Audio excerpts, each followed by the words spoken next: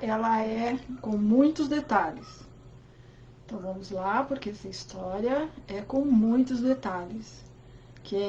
O título é Engasgar com Espinha de Peixe. Nossa, dá para falar muita coisa sobre isso, porque tem muitos ângulos a serem abordados e que não entra na discussão nem no campo da visão dos conteúdos que estão sendo apresentados. Mas vamos lá por partes. Primeiro eu vou te mostrar uma coisa. Vamos ver se eu consigo, tá?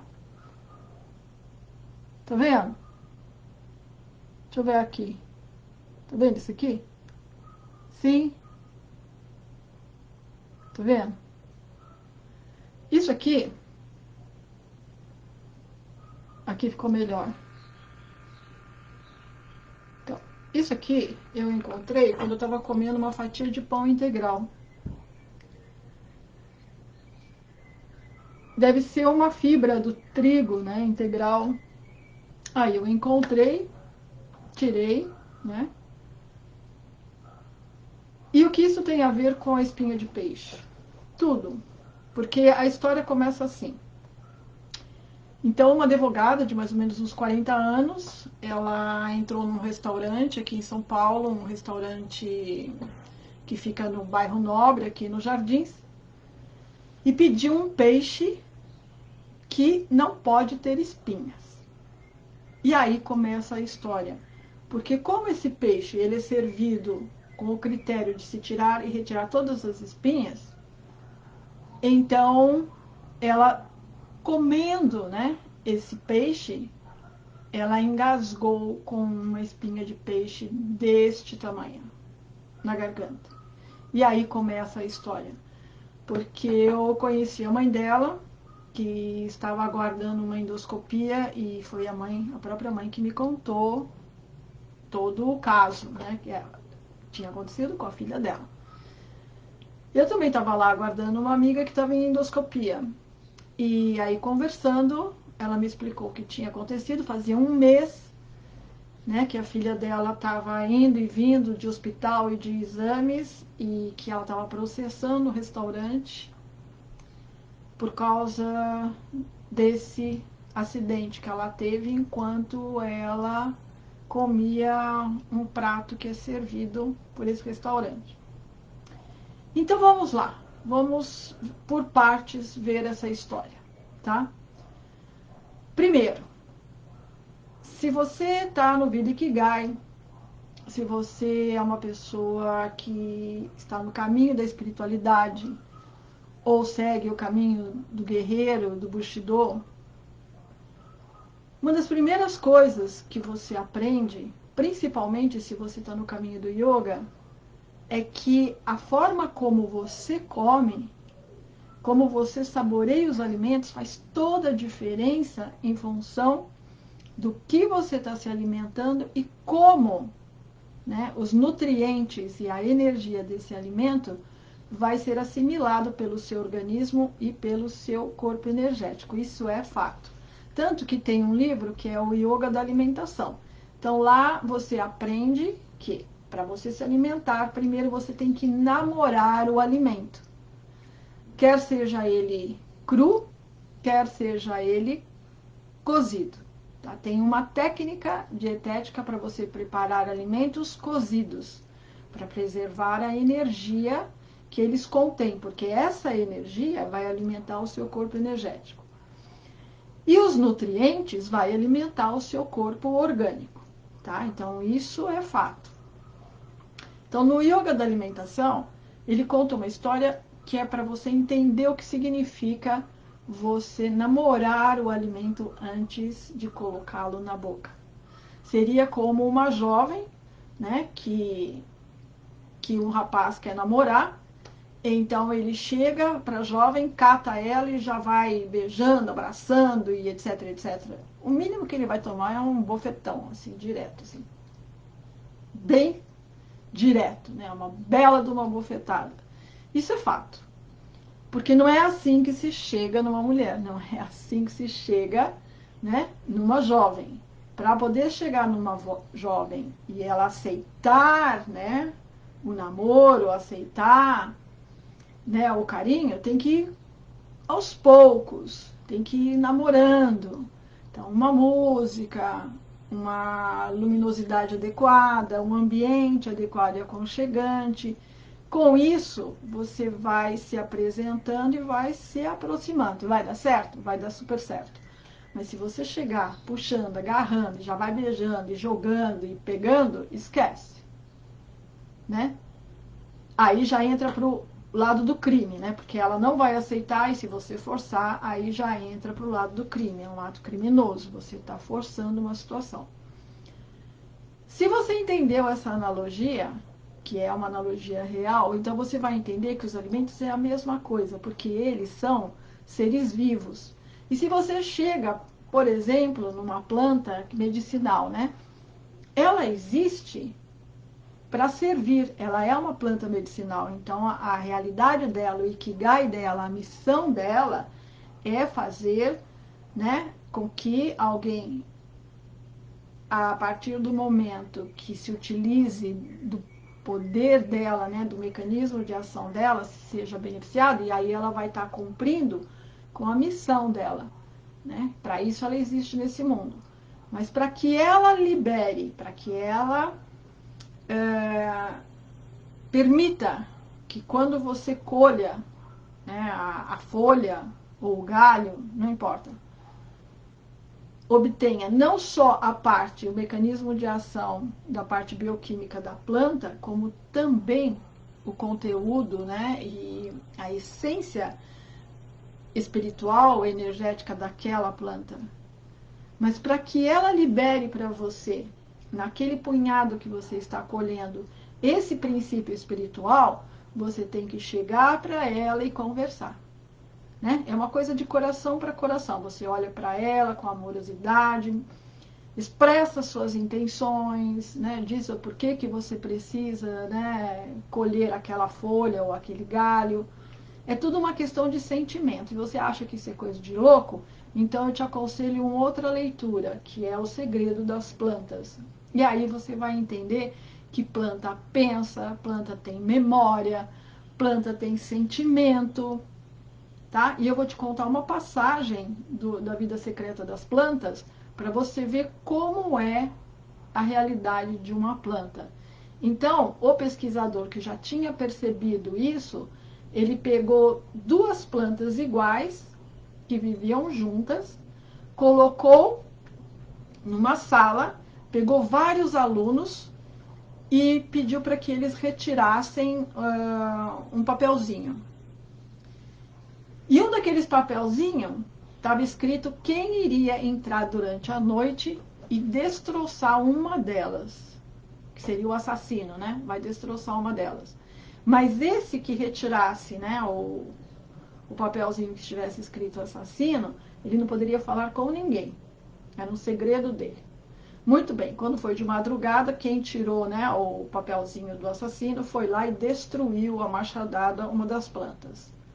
E a outra ficou intacta. Aí o pesquisador pegou, ligou, né, os dispositivos na planta que ficou, que é usado para detector de mentira, né, em delegacia.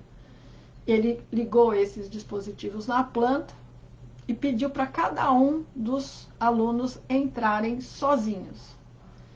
E os alunos foram entrando e nada acontecia. Mas quando o assassino entrou, o aparelho disparou. Entendeu? Como é que é a realidade da planta? Então, quando eu passo na rua e vejo um galho quebrado, uma planta destroçada, uma árvore serrada brutalmente, eu sinto uma dor muito grande no coração, porque eu sei o que está sendo feito. Mas quem está fazendo não tem consciência do que está fazendo, tá? Então, essa é a realidade das plantas. Você entendendo isso, o que é namorar, né?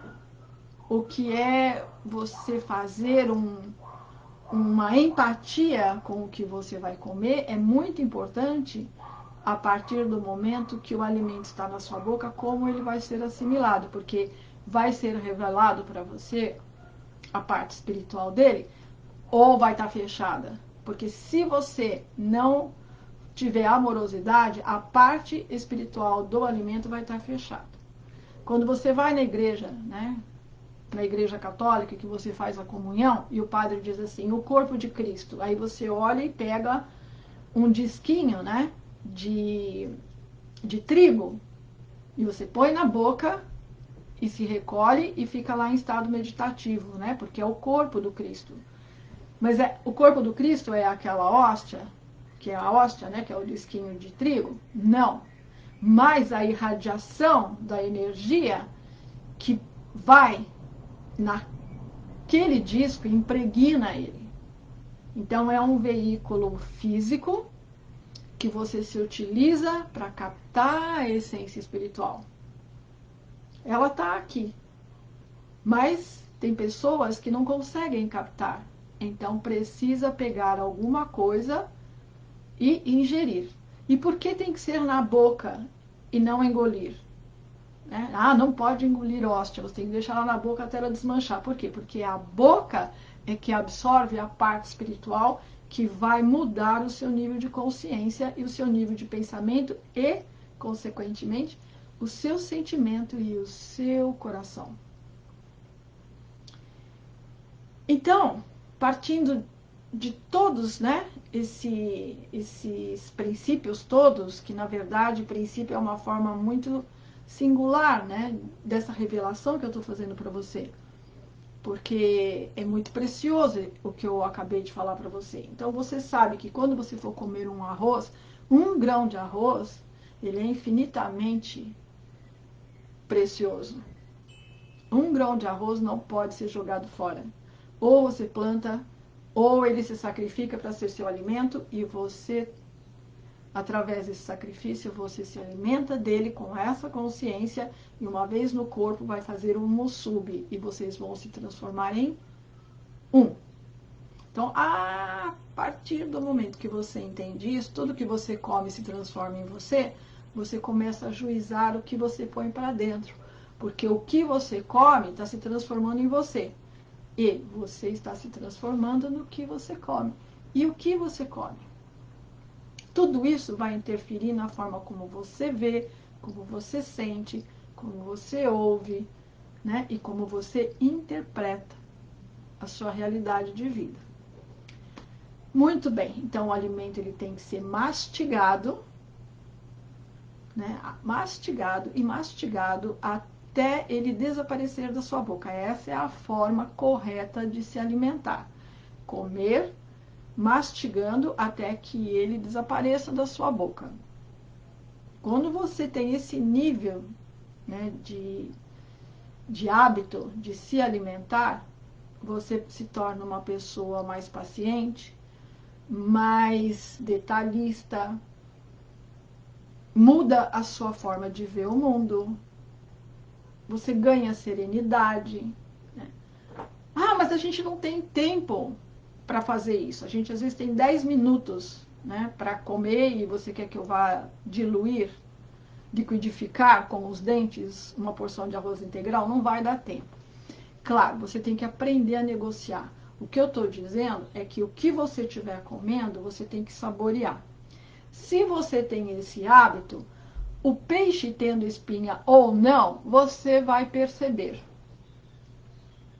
Se o restaurante foi negligente ou não, não faz diferença, porque acidentes acontecem. E se você está mexendo com coisas perigosas, em algum momento, por algum motivo, vai acontecer. E você tem que ter preparado para isso. Isso é o caminho do guerreiro. Então, se você está no caminho do guerreiro, você está sempre preparado para o inesperado. E o inesperado nunca vai te pegar de surpresa. Então, se essa mulher tivesse degustando, ela está num restaurante, isso não é uma crítica, isso é uma observação que poderia ter mudado a história dela, né? Por quê? Porque ela está num restaurante, ela mastigou, viu que percebeu uma espinha deste tamanho, né, na porção que ela tinha se servido, ela teria delicadamente, elegantemente retirado a espinha da boca, e aí sim ela faria o que ela acharia mais adequado. É negligência? Vou processar porque isso poderia ter acontecido alguma coisa. Ou não. Aí fica a critério dela. Mas ela, né, também não é um julgamento. mas uma visão muito pessoal minha. Por quê? Porque se eu não sei comer e me machuco por falta de delicadeza enquanto eu estou fazendo uma refeição, então a responsabilidade é minha, como foi o caso dessa fibra aqui, né? Porque ela é muito dura, ó, tá vendo? Ela é muito dura. Se eu apertar, ela vai furar o meu dedo. E eu vou processar. Eu vou processar a indústria que fabrica esse pão por causa disso? Porque eu engoli isso e me machuquei? Então tem duas versões aí, tá? A balança da justiça. Duas versões. Uma, legalmente pode até estar certo, mas moralmente está certo? Então, mata ali.